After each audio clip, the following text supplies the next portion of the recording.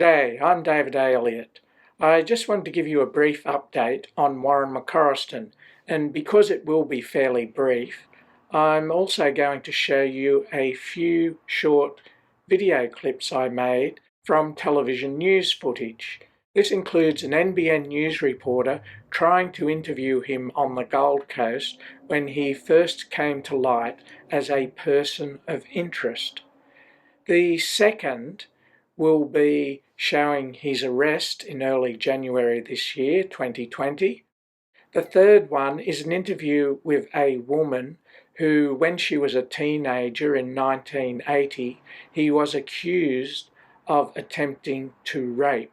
The final one is an interview with a woman who was a school friend with Robyn Hickie, one of the girls who disappeared in 1979, and also attended the same school as Warren McCorriston, so they were probably known to each other. Now at the end of this video, I'll also make some comments on my opinion of the likelihood of Warren McCorriston being involved in the disappearances of the girls at the end of the 1970s. I do have some reluctance with that, but I have noted some people have expressed an interest in my opinion on that, so I will make some comments. So first, I'll give you a quick update on Warren McCorriston. He appeared again in Newcastle Local Court on the 21st of October 2020. This was for a further mention of his committal hearing. I have looked through the media, both television and newspaper, and can find no mention of it. So I assume there was little of note in that hearing. So we'll wait for the next hearing and see what happens there. Now in this first video clip I'm about to show you, I took the vision from the original interview in early December 2019, but in subsequent news reports they used vision from that interview in the background. So I have also added that to this and tried to put them in the chronological order in which he would have been interviewed by comparing the background in each shot. You'll notice there are some silences there because there was no actual sound from the original interview. And you'll also see that his face is blurred out in parts of it. This is because in the early days he was not able to be publicly identified. However, when they were using the vision as the background later, they did not have it blurred. So in that case, I've reinserted it over the original interview. It will start with Emma Partridge, the reporter, giving a bit of background information, and then you'll see the interview. So, have a look. This new person of interest is originally from Newcastle, but he's been living here in Surfers Paradise. He's recently been charged with sexual offences relating to women he met online, including rape.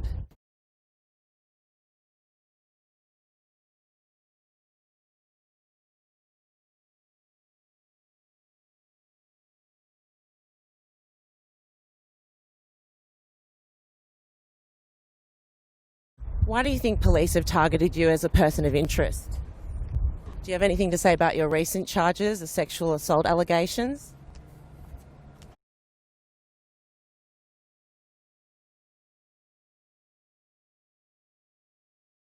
Did you see Robyn Hickie or Amanda Robinson on the night they disappeared? I have no comment, thank you. Do you think police have wrongly targeted you? I have no comment, thank you. Yeah, it does appear that she has approached him when he is waiting maybe for a bus or something. I'm not quite sure where that is. And then he has walked away. She's tried to ask him questions. It seems that he has refused to answer. At least they don't show anything of him answering for some time. And then when he's asked about his knowledge of the disappearances of Robyn Hickie and Amanda Robinson, he gives a response, possibly in the hope that she'll go away. But his response isn't exactly telling us much anyway. In this next clip, I start with a vision of his arrest, which appears to have been taken by the New South Wales Police, though I did find it on an ABC Australia news site. The rest of the clip is vision from NBN News, showing a bit of his arrest with a bit of a voiceover from the reporter explaining what he was arrested for.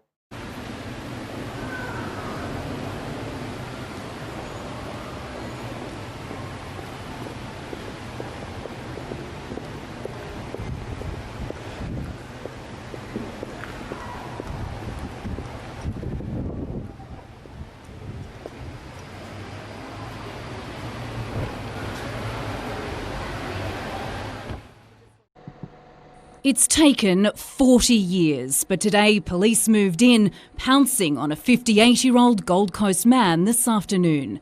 Detectives from Strikeforce Arapaima, with assistance from Queensland Police, taking the former Lake Macquarie resident to Southport Watch House, where he remains in custody. He's been arrested on historic sexual assault and serious assault offences in the Lake Macquarie region. Now, this third clip is an interview with the woman who he was found not guilty of attempting to rape in 1980.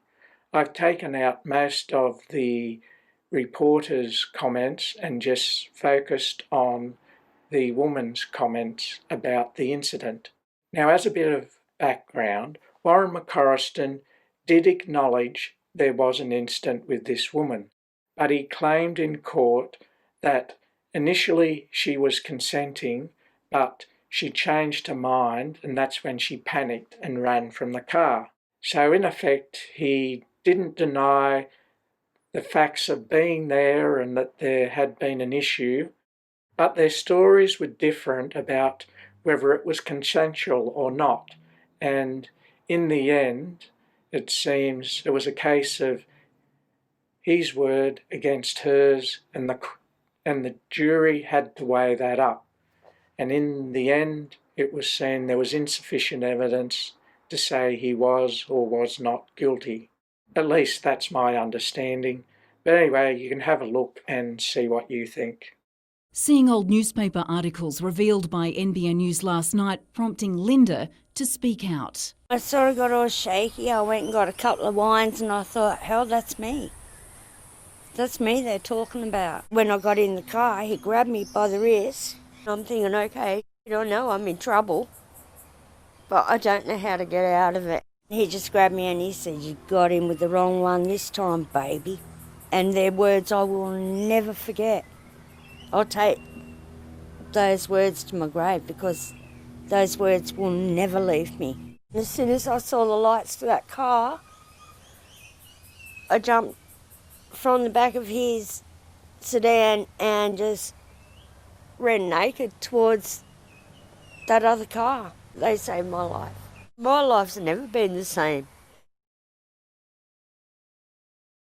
Now, in this final clip, I've more or less done the same thing and just focused on the person who was being interviewed.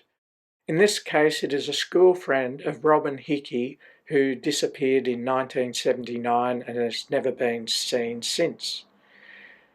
This friend was also waiting at the Belmont Hotel for her to turn up the evening of her disappearance. Warren McCorriston attended the same high school at Belmont and was about the same age, and they were known to each other but did not seem to associate with each other at school. But anyway, I'll let you listen to what she has to say. It's a good thing.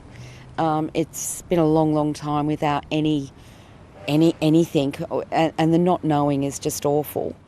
She had the whole world ahead of her. She was very social.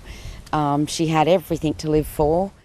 It's had a huge impact. Like, it never goes away. You never not think about her. There might be times in your life where you go through a period where you don't, but it always comes up. In recent days, having done a bit of searching, yes, I do remember him. He wasn't somebody I knew very well. I can actually visually recall him now. The only way she would have got into a car with someone is if she knew them or they were familiar to her. Now, as I said at the beginning of this video, I'll make some comments with my opinions on the likelihood of Warren McCorriston being involved in the disappearances of the girls in the 1970s. Now, I have to be careful here from a legal perspective because he has not been charged with anything and he is only a person of interest. Now, from the evidence I've seen, and there is no convictions of any sexual offences against anyone that I'm aware of. So, if we were to say that he was guilty of any of the sexual offences, then even that in itself does not say he is guilty of the disappearances of the girls in the 1970s. All it would show is that he is guilty of committing sexual and violent offences against women and girls. But I'll emphasise once again, these have only been alleged offences, and I'm not saying that he has done these things.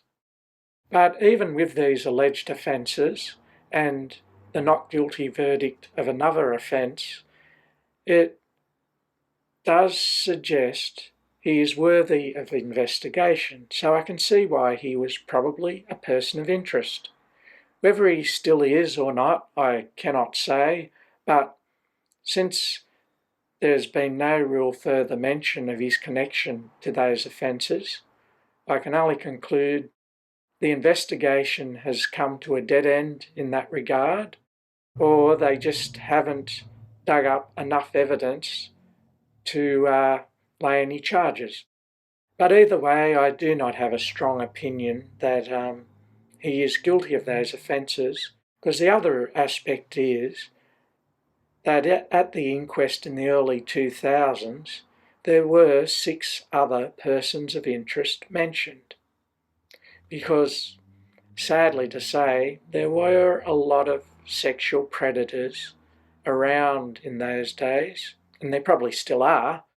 But the thing is, the technology and information gathering techniques of the police at the time were not of a high standard. And it also didn't help that they just classified them as runaways and didn't take the investigation seriously, so not much evidence was gathered. So I guess you could say that I do not have a strong opinion of his involvement, but there are quite a few coincidences, and I wouldn't eliminate him as a suspect, but sadly, he's just one of a number. I'll leave it there, and I'll give another update when I hear more on Warren McCorriston, or perhaps something else about the disappearances. I'm David A. Elliott. Have a good one, and see you around like a rissole.